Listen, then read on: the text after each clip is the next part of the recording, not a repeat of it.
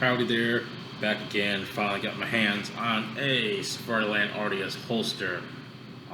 In this video, I'm going to show what I had to do to my firearm to make it fit. Also, I'm going to show you how to take out your barrel plug and how to remove the SLS system off here, just because I haven't seen any videos at all how to take the barrel plug out, and haven't seen really any videos how to take the SLS off.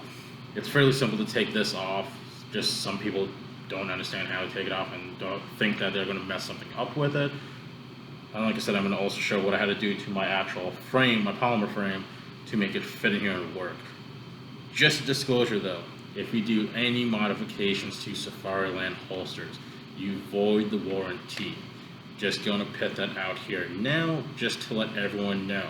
So if you trim anything, if you cut anything, if you break your barrel plug, if you cut off the wing, if you Dremel out anything in the holster itself, you void your warranty. When you send it back in, they're going to check it, and when they find it, they're not going to give you back. They're going to be like, oh well, you did modifications to the holster. Unfortunately, we do not cover what is broken.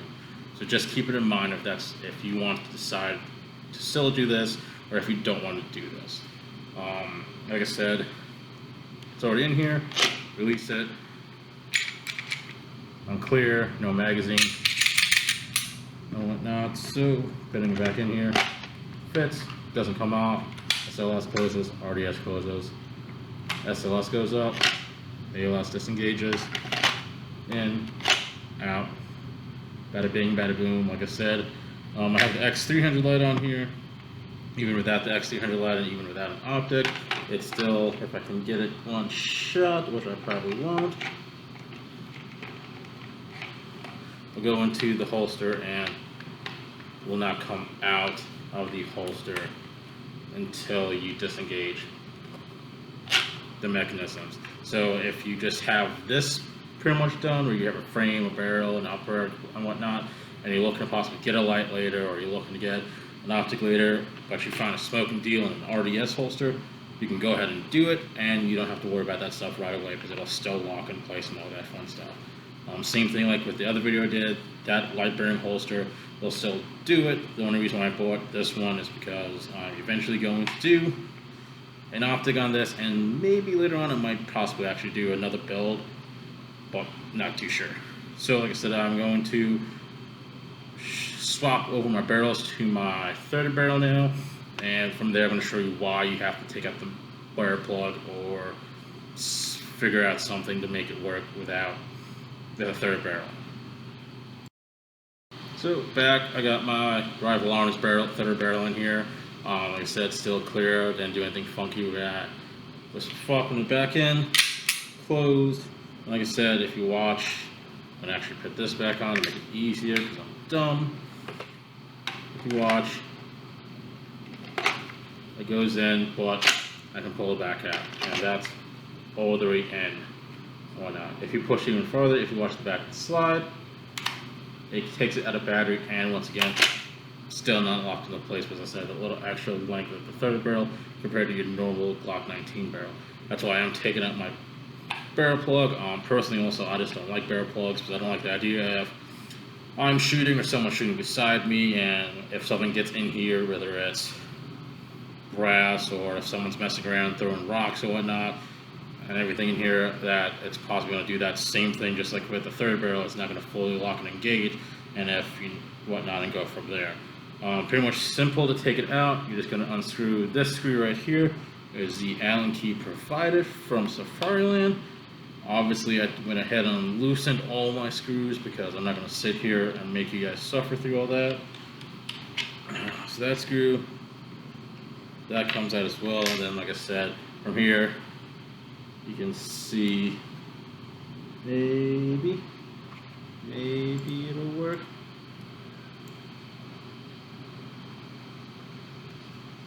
I guess not. So this will move back and forth and whatnot. So like I said, if you have a blue gun, or if you have a red gun, one of the training guns that don't have a barrel on it, if you just do that and just move this up or down or however you need to get it to fit again, to make it useful and stuff like that, you can do that and it works from there. The only other thing I did to make it work is I pulled down the little light plug that's down there, pushed that down a little bit. I took a punch or a random object, I stuck it down the side of it up towards the top,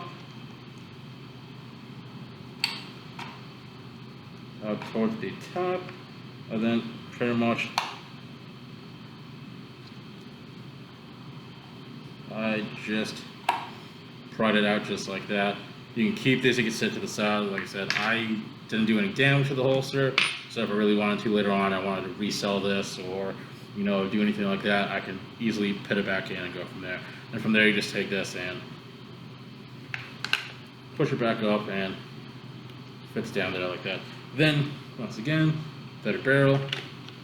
It now will go in and lock into place.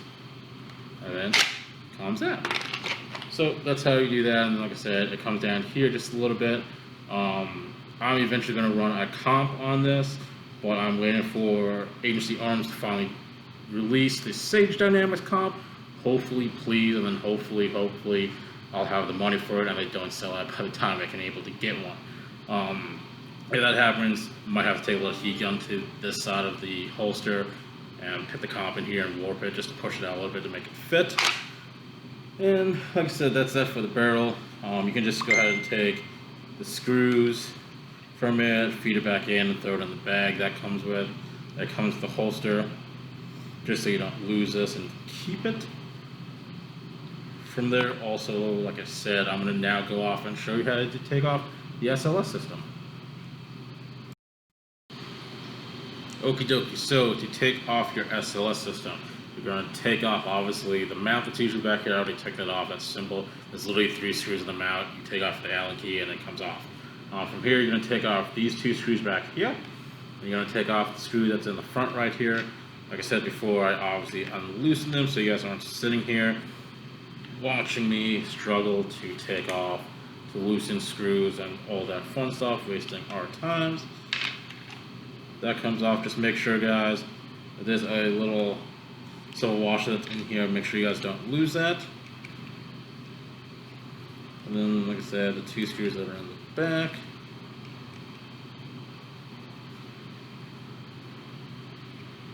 Guess I didn't loosen them up enough. Here's one. And 2. And then your protective hood comes off as well, and so does your SLS system comes off. And then that's pretty much your bare bone shell. If for some reason you don't like this RDS cover, you can literally take it off. This is just pinch in here to the front 2 holes that are right here. Just put it back on. Literally, it just does like this. Also, from what I've seen and what I've heard, your RDS slot right here, your optic slot, will fit pretty much all the optics that are out here. I've even seen some videos of people using the acro in here. The only issue I've seen is instead of it fully closing and clicking like that, it will just go down and pretty much ride like that, just from how big the acro is. Which obviously this is only for protection that keeps water, dirt, or anything out of the emitter for normal optics like the RMR, the hollow suns, and stuff like that. Whereas the acro and the new hollow sun that's closed up doesn't really need this. So you can just pretty much take this off, and that it's not any other retention devices or anything like that. So like I said, that's off, and then like I said, still, even if you don't decide to use it, farm goes in, doesn't come off.